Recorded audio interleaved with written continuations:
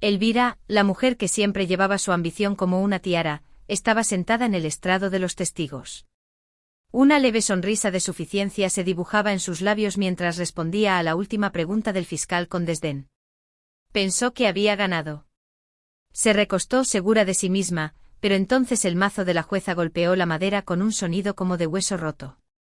Su voz era firme: «Señorita Ruiz, la corte está lista para ver la prueba número 7». Vi cómo los ojos de Elvira se agrandaban cuando el gran monitor de la sala cobró vida.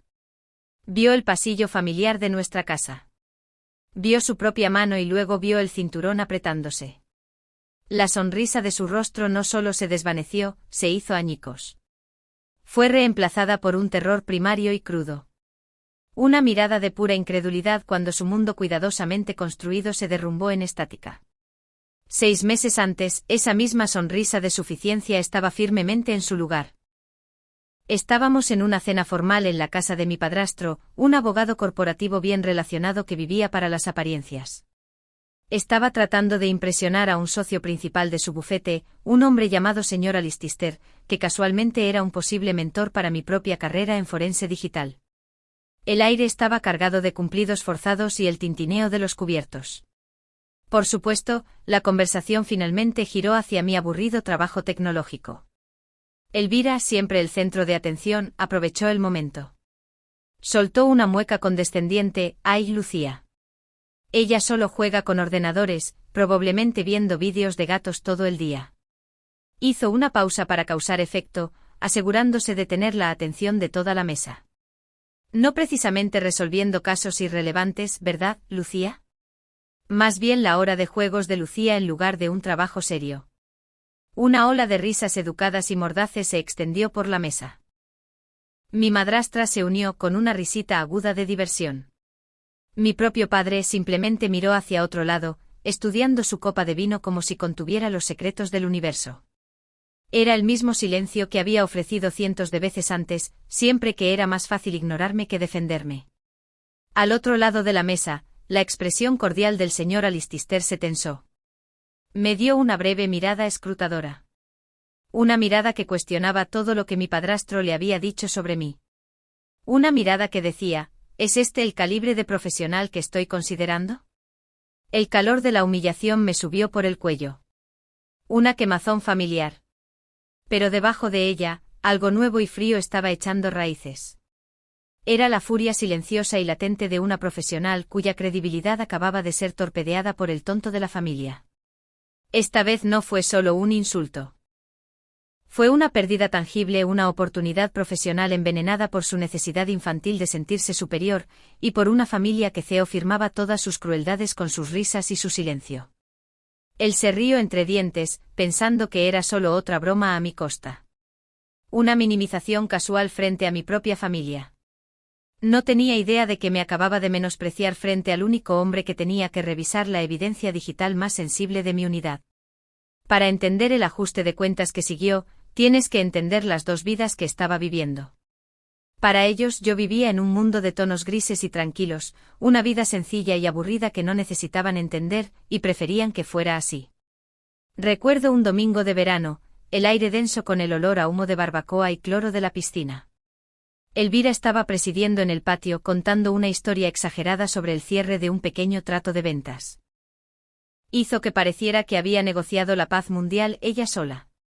Mi madrastra, una mujer cuya aprobación era el sol en el sistema solar personal de Elvira, aplaudió con deleite. Oh, Elvira, sonrió. Eres una líder nata. Ella lo absorbió hinchando el pecho mientras la familia asentía con aprobación. Era una escena que había visto desarrollarse de 1000 maneras diferentes. Una actuación de alabanza por un logro que era, en el mejor de los casos, mundano. Más tarde cometí el error de intentar compartir un pedazo de mi propio mundo. Mencioné muy en voz baja que mi equipo y yo acabábamos de concluir una operación importante. Se llamaba Proyecto Ruiseñor. Habíamos rastreado y neutralizado con éxito un sofisticado ataque de ransomware que había estado peligrosamente cerca de paralizar un sistema de infraestructura nacional. Por un momento hubo silencio. Mi padre, un hombre que había perfeccionado el arte del desinterés pasivo, solo dio un lento y despectivo asentimiento con los ojos ya volviendo hacia la parrilla. Mi madrastra ofreció una sonrisa tensa y educada. Oh, eso es bonito, querida, dijo con un tono lleno de condescendencia. Pero sabes, Elvira es tan buena con la gente. ¿Tu trabajo? Bueno, es tan silencioso. ¿Incluso paga? Bueno, la conversación terminó antes de comenzar. Mi logro fue dejado de lado como si fuera una mota de polvo en su tarde perfecta. Esa era la narrativa que veían. Lucía, la chica tranquila con el confuso pasatiempo de la informática. Pero mi realidad estaba a un mundo de distancia de su patio soleado. Mi mundo era un centro de operaciones seguro y con poca luz. Un lugar donde la única luz provenía del brillo de 2 docenas de monitores que mostraban líneas de código en cascada y complejas topologías de red. El aire zumbaba con la tensión silenciosa de una inmensa responsabilidad. Aquí no era tranquila.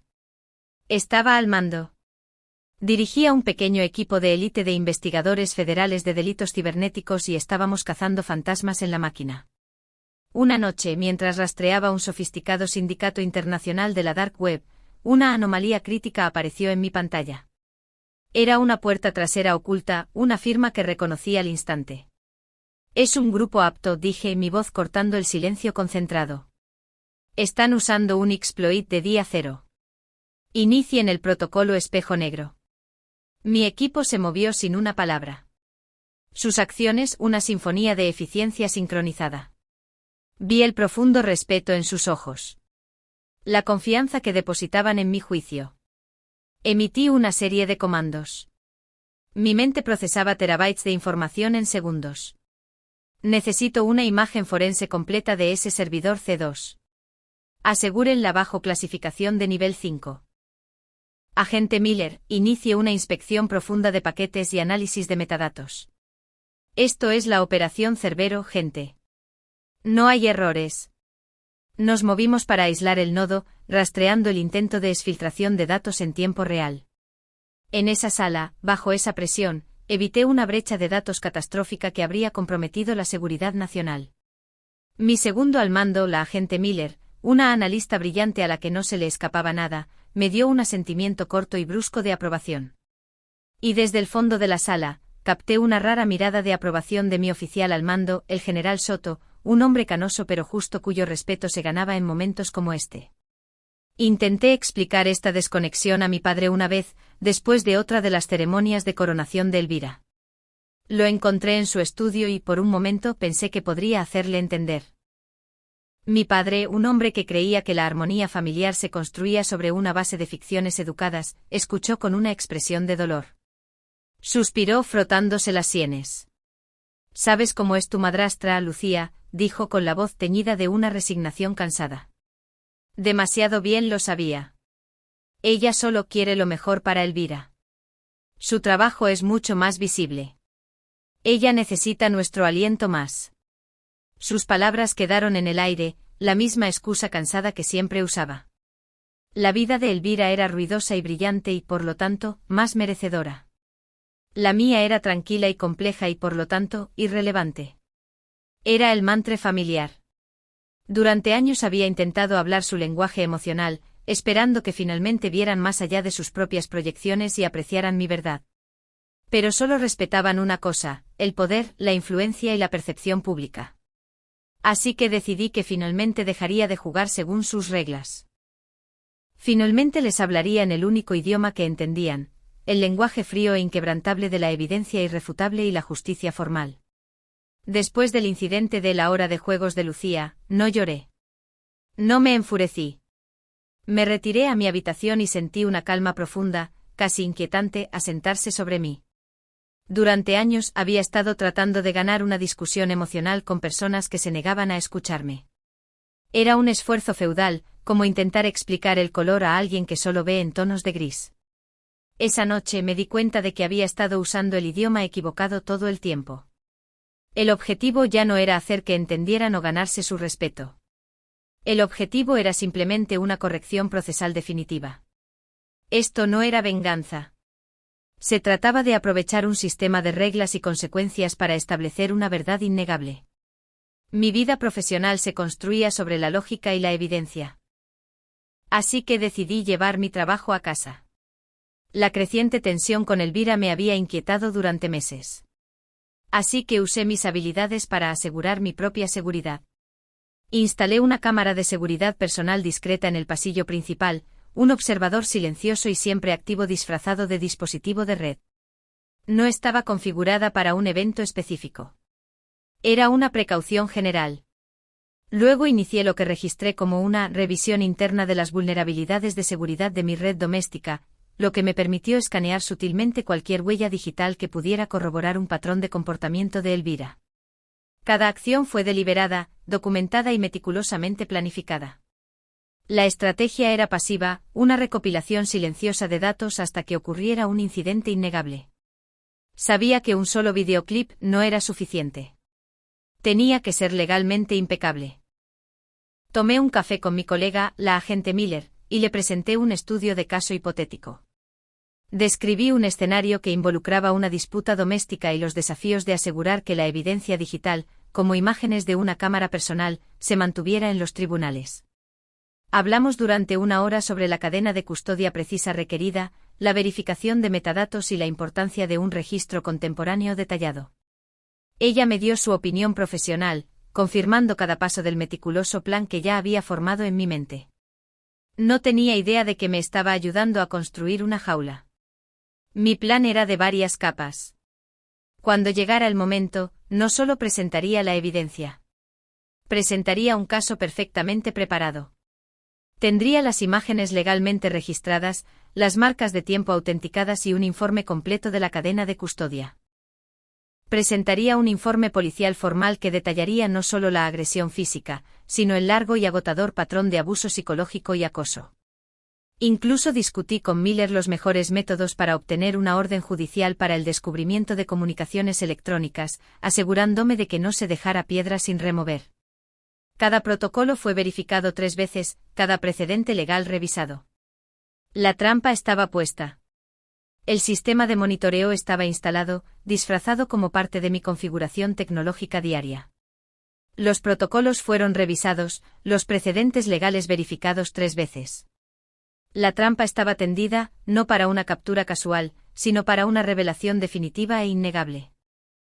No tenía ni idea de que su constante desprecio solo estaba alimentando mi silenciosa determinación, y no tenía ni idea de que estaban a punto de entrar en mi mundo por invitación mía para presenciar mi autoridad. El día de la audiencia, la sala del tribunal era una catedral de silencio. La luz del sol se filtraba por los altos ventanales arqueados, iluminando la danza perezosa de las motas de polvo en el aire. Me senté en la mesa de la fiscalía, con la espalda recta y las manos cruzadas con calma delante de mí. Llevaba un sencillo traje oscuro, la armadura de una profesional en su elemento. Al otro lado de la sala, en la primera fila de la galería, estaba mi familia. Mis padrastros irradiaban un aura de indignación fuera de lugar. Sus expresiones, una mezcla de fastidio y aburrimiento. Para ellos todo esto era solo un arrebato dramático, una disputa familiar que yo había escalado tontamente. Estaban allí para desempeñar su papel de padres preocupados, para detener el último grito de atención de Lucía. Y en el estrado de los testigos, mi hermanastra Elvira proyectaba una imagen de inocencia agraviada. Estaba completamente fuera de lugar en un mundo gobernado por el protocolo y los hechos. Sin embargo, llevaba su confianza como un escudo, mirándome de vez en cuando con esa familiar sonrisa condescendiente. El proceso comenzó, una construcción lenta y metódica de la verdad. La fiscal presentó registros telefónicos, mensajes de texto, un tapiz digital de acoso. Di mi propio testimonio, mi voz firme y clara mientras detallaba el patrón de abuso psicológico en escalada. Durante todo el proceso, Elvira observó, sacudiendo la cabeza con una mirada de teatral piedad. Luego fue su turno. Fue encantadora, por supuesto. Siempre fue encantadora. Pintó una imagen de una hermanastra problemática y demasiado emocional, propensa a la exageración. Desvió cada punto con un gesto casual de la mano, minimizando mi miedo, negando mi realidad. Lucía es sensible, arrastró las palabras, su voz goteando falsa preocupación. La mentira era tan suave, tan practicada, que vi a algunas personas en la galería asentir con simpatía. La observé y vi cada mentira que había dicho, cada trofeo que había reclamado que no era suyo. Cada vez que había retorcido una historia para hacerse la heroína y a mí la villana, estaba interpretando el papel de su vida, y creía que la audiencia era suya. Luego la fiscal, con la voz plana y desprovista de emoción, se dirigió a la jueza. La fiscalía desea presentar la prueba C. La jueza, una mujer severa e inflexible que había observado toda la actuación con ojos agudos e inteligentes, asintió bruscamente: el tribunal verá la prueba. Un gran monitor, previamente oscuro, cobró vida. Toda la sala del tribunal se giró para mirar. El vídeo era granulado, con marca de tiempo y brutalmente claro. Mostraba el pasillo, nuestro pasillo. Me mostraba a mí con el rostro pálido y angustiado. Y luego mostraba a Elvira entrando en el encuadre, con una fría sonrisa en el rostro. Sus palabras apenas eran audibles, un murmullo bajo y despectivo, pero su malicia era palpable. Se quitó el cinturón. La sala del tribunal estaba en completo silencio mientras la veían apretárselo alrededor del cuello. Vieron mis manos levantarse, arañando las suyas. Vieron mi lucha, la desesperada y silenciosa lucha por respirar. Y luego vieron mi cuerpo flaquear, mis manos cayendo a mis costados. La marca de tiempo en la esquina de la pantalla avanzó con una lentitud agonizante. 1 segundo. 2 segundos. 3. La voz de la fiscal interrumpió la quietud, baja y escalofriante. Durante 12 segundos agonizantes, su señoría, el corazón de la víctima se detuvo. Perdió el conocimiento. La acusada se alejó, dejándola por muerta. El vídeo se detuvo en la última imagen condenatoria. El rostro petulante y sonriente de Elvira mientras se daba la vuelta y se alejaba. La verdad cruda e irrefutable de lo que era, de lo que había hecho, flotaba en el aire silencioso para que todos la vieran. Un jadeo ahogado y estrangulado provino de la primera fila. Era mi madrastra. Giré la cabeza ligeramente y vi el momento en que su mundo se rompió. Mi padrastro, el orgulloso abogado que construyó su vida sobre la reputación y el Estado de Derecho, estaba visiblemente consternado. Su rostro era una máscara de incredulidad y un horror incipiente. La sonrisa había desaparecido vaporizada. Su rostro se había quedado sin color, sus ojos muy abiertos con el miedo desesperado y atrapado de un animal atrapado en una trampa. La humillación pública fue absoluta y completa. Ya no era la niña de oro. Era un monstruo en una pantalla. La voz de la jueza, clara y resonante, rompió el silencio. Señorita Ruiz, puede retirarse.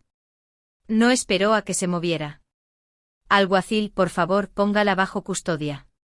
El tribunal considera a la acusada en desacato y considera esto una clara evidencia de intento de asesinato. La solicitud de la Fiscalía de Detención Preventiva es concedida. Elvira se quedó congelada, sin palabras mientras se acercaba el alguacil. Fue obligada a una postura de subordinación literal, con las manos puestas a la espalda, su cuerpo físicamente restringido por el mismo sistema que creía que estaba por encima. Mi padre y mis padrastros habían pasado toda mi vida enseñándome la importancia de la reputación, de las apariencias. Al final solo se necesitaron 12 segundos de cruda verdad digital para que finalmente aprendieran el verdadero peso de la evidencia y la fría y dura realidad de la justicia. Mientras el alguacil se llevaba a Elvira, el pesado silencio de la sala del tribunal se rompió, reemplazado por un bajo murmullo de susurros. Permanecí sentada, una pequeña y quieta isla en un mar de movimiento. Observé a mi padre y mis padrastros, que ahora estaban completamente aislados. Las personas que conocían desde hacía años, colegas del bufete de mi padrastro, desviaron la mirada. Nadie se les acercó. Nadie les ofreció una palabra de consuelo. De repente eran tóxicos. Su reputación cuidadosamente cultivada, hecha añicos por 12 segundos de verdad digital. Sin una sola mirada en mi dirección, recogieron apresuradamente sus pertenencias y huyeron de la sala del tribunal, con la cabeza baja, no por arrepentimiento, sino por una profunda vergüenza pública. Su salida dejó un vacío que fue inmediatamente llenado por algo completamente diferente. Apoyo. La agente Miller fue la primera en acercarse, colocando una mano firme y constante en mi hombro. No dijo mucho, pero su expresión, de profundo y silencioso respeto, decía mucho. Al otro lado de la galería, vi al general Soto. Me miró a los ojos y me dio un pequeño y orgulloso asentimiento, un gesto de reconocimiento que significó más para mí que 1000 disculpas vacías. Ya no era una isla. Estaba rodeada de mis verdaderos compañeros, mi equipo legal, los fiscales, mis colegas de la unidad que habían venido a observar. La forma en que me miraban había cambiado. La cortés cortesía profesional seguía ahí, pero ahora estaba mezclada con un nuevo nivel de asombro, una admiración profunda y genuina por mi compostura, mi resiliencia y mi trabajo meticuloso e innegable. En sus ojos, ya no era solo Lucía la que juega con ordenadores. Era la especialista forense digital que había usado el lenguaje frío y duro de los datos para asegurar la justicia contra su propio abusador. Era una de ellos. Pasó un año en el que los ecos de aquella sala del tribunal finalmente se desvanecieron, reemplazados por el ritmo constante de una vida que había construido para mí misma. Fui ascendida. El propio general Soto había firmado la creación de una nueva unidad especializada dentro de la División Federal de Delitos Cibernéticos, y me había pedido que la dirigiera. El proyecto se llamaba Cerbero, un guiño a la operación que lo había iniciado todo. Mi nombre ahora estaba en una placa de plata pulida fuera de una oficina de última generación altamente segura. Elvira, mientras tanto, cumplía una importante condena por intento de asesinato y otros cargos. Su vida de privilegios, construida sobre el carisma y la crueldad, había sido permanentemente destrozada. Un registro público de sus crímenes aseguraba que el mundo ahora la vería exactamente como era. Su legado era una foto de ficha policial y un número de condena. Mi nueva autoridad no era solo un título. Era una realidad. Me encontré de pie en un podio en una conferencia nacional de ciberseguridad, dirigiéndome a un auditorio lleno de cientos de los mejores profesionales de mi campo. Hablé sobre vigilancia digital avanzada y nuevos protocolos de recopilación de pruebas. Los mismos sistemas que mi unidad estaba desarrollando ahora. Dominé la atención de la sala. Mi voz firme, mi experiencia innegable. Vi en sus rostros el mismo respeto que había visto en los ojos de mis colegas ese día en la sala del tribunal. Era un respeto ganado, no heredado. Era real. Este nuevo entorno, este equipo, este propósito compartido. Esta era mi verdadera familia. Mi unidad era una colección de las mentes más brillantes que había conocido. Personas unidas por el rigor intelectual y una feroz dedicación a nuestra misión. Nuestros lazos se forjaron en noches tardías cazando amenazas a través de redes cifradas, fundados en el respeto mutuo, no en la obligación disfuncional. Cuando dirigía nuestras reuniones matutinas, mi equipo respondía con una eficiencia y confianza que era humillante. Veían mi fuerza tranquila no como una debilidad a explotar, sino como la base misma de mi liderazgo. Aquí no era invisible. Era vista. Una mañana, llegó un correo electrónico. La remitente era mi madrastra. Era corto, las palabras elegidas cuidadosamente para transmitir una disculpa sin admitir una verdadera culpa. Escribió sobre el profundo arrepentimiento de mi padre y sobre las continuas dificultades de Elvira en prisión. Era un mensaje tentativo y humilde, una frágil bandera blanca de un mundo que ya no habitaba. Lo leí una vez sin sentir ira ni tristeza ni siquiera satisfacción, sino un desapego tranquilo y sereno. Mi paz ya no dependía de su validación. Mi éxito no era una refutación de su desprecio. Era simplemente mío. No respondí. Moví el cursor sobre el mensaje y hice clic en archivar. El correo electrónico desapareció, un eco distante de una vida que había trascendido completa y finalmente. Volví a mi trabajo, las pantallas luminosas de mis monitores reflejando un futuro que era mío, y solo mío para construir.